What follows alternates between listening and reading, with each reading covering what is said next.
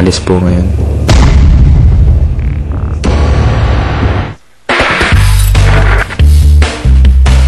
Wrong number nga eh. Ang nominadong si Robbie agad piniling mapag-isa. Si Valerie naman muling kinausap si EJ. My feeling is never wrong. I told you, because of that I was so contaminated. And it's my first time, it's okay. First time? Yeah, yung second time. Because the first time it was because of the violation. First nomination? Yeah, from the housemates. Parang ganun. Which is okay. Habang si Nicole kay Beauty sumama. Realize that I just Tuloy ko, Robbie. I know about Why? Ingat, you first. about Nan and EJ. Yeah. See, I'm not stupid. I knew since before. Robbie! What? You're so mysterious. Hmm? You're so mysterious now. What are you thinking? Yeah? Oh.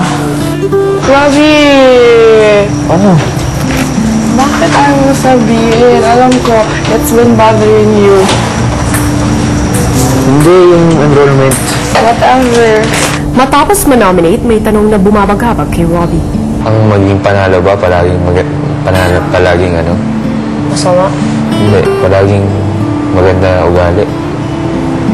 What do you mean panalo? Panalo. Like always winning? Oh. Hindi. Kasi yeah.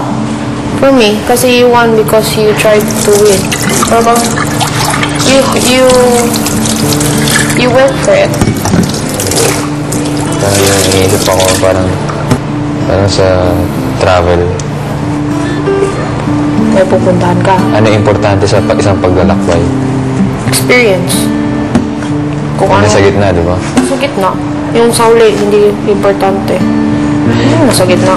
Mas masarap. Salamat. Ano ba? Robbie! Ba't ka ganyan sa akin? That's what I don't like about him. That's no yun na yung problem. Feeling niya siya yung he has to be the one because what he does is right. Whatever. Medyo nakapag-isip na po. Anong naisip mo?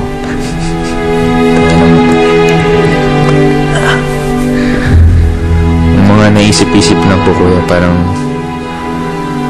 tinuro po sa akin ng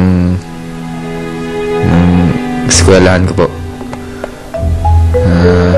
Lahat ng desisyon nyo na gagawin ng isang tao dapat para sa mabuti po. Nararamdaman ko po na tulad ng sinabi ko po sa inyo, responsibilidad ko po bawat isang tao po dito. He thinks he's always right. Yeah, I agree.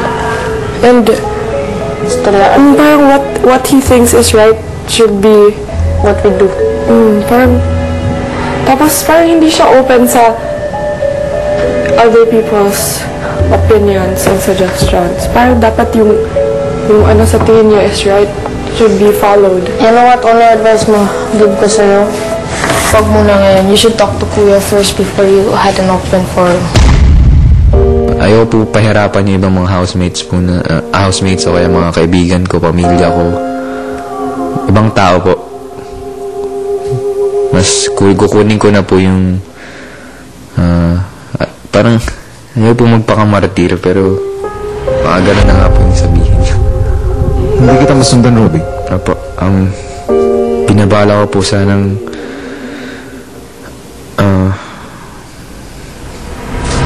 inisip ko po na parang ako na lang po yung umalis po ngayon.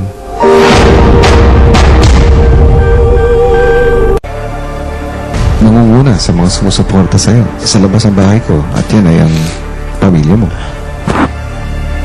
Apo. Handa mo ba silang harapin? Handa na po.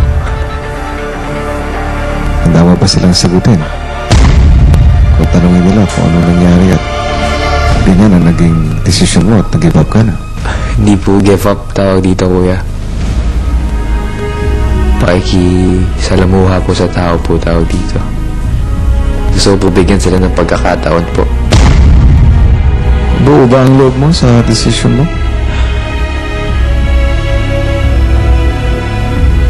May konting pag-aalinlangan. Pag-isipan mo ng mabuti ang mga sinasabi mo bago ka humantong sa final decision. Si Nicole patuloy pa rin ang paglalabas ng saloobin tungkol kay Robbie. He thinks everything is his responsibility, and for me, I feel that parang what he thinks is right should be followed. He should be followed all the time. Whatever he thinks is right. Yeah. Dahil sa mga nararamdaman ni Nicole kay Robbie, isang bagay ang kanilang naisip. Plano namin after matawag lahat, mag-open forum kami. Ano man yung problems namin with each other. Kinagabihan, sinimulan na ng lahat ang open forum ng mga housemates. Napansin namin, hindi lang ako, sa'yo, na nagbabago ka. Like, every week, parang iba't iba yung nakita namin. Parang everything is your responsibility. Tungkol sa responsibility. Kasi gusto ko lang talaga yung oras, di ba? Parang mag-enjoy kayo. Pag mag-enjoy tayo lahat. Hindi ko alam pero as the kuya, parang ang dami kong responsibilidad. I know what's the problem na. Ano? He's too kuya. Hindi, not too kuya. Iisip lang iba ka sa kanila. Yeah, and sometimes we feel like mini magbuot. Simula nung nawala si Joseph. Ano? Yeah, napansin ko rin yun. Gusto mo yung pumalo. Parang si Joseph, tagaluto. Tapos parang No, but pati yung personality mo, nag-iba talaga. Yeah. Nung wala si Joseph. minsan, di ba nakita nyo, nakapagtulala ako minsan. Nakapag-isip lang ako. Palagi. Dito. Diyan. Ganun talaga ako sa bahay. Nag-reflect lang.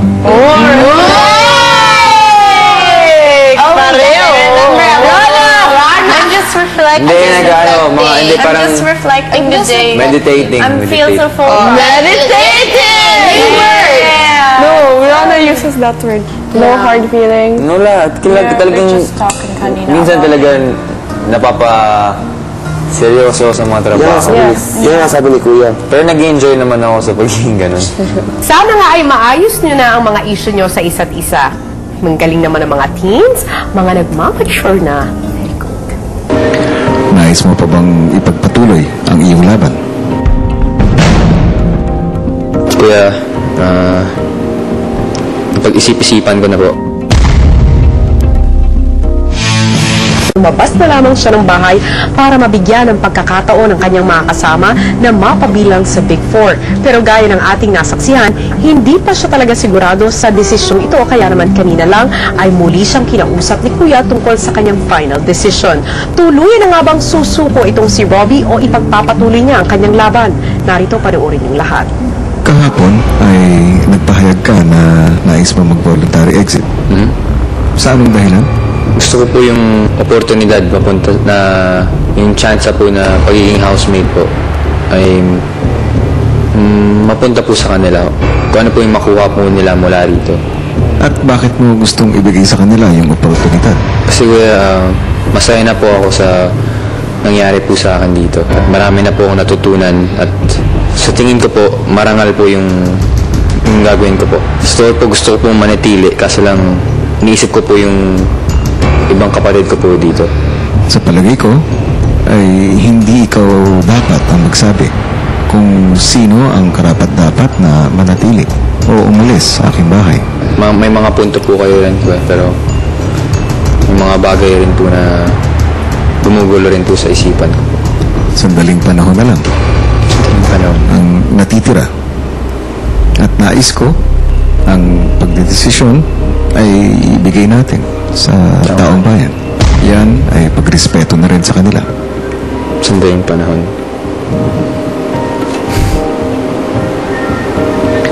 Nais mo pa bang ipagpatuloy ang iyong laban? Kuya, napag-isip-isipan ko na po at tulad sinabi nyo, marangal po nga talaga ang gagawin kong bigyan ng oportunidad sa mga iba. Ngunit mas marangal po kung ipapagtuloy ko po yung laban at huwag sayangin ang oportunidad at tiwala na binibigay at suporta ng taong bayan po. Ibig sabihin, Robbie, ay pinipili mo na manatili pa sa loob ng aking bahay. Pagpatuloy ko po yung pagiging Robbie po ng bahay nyo.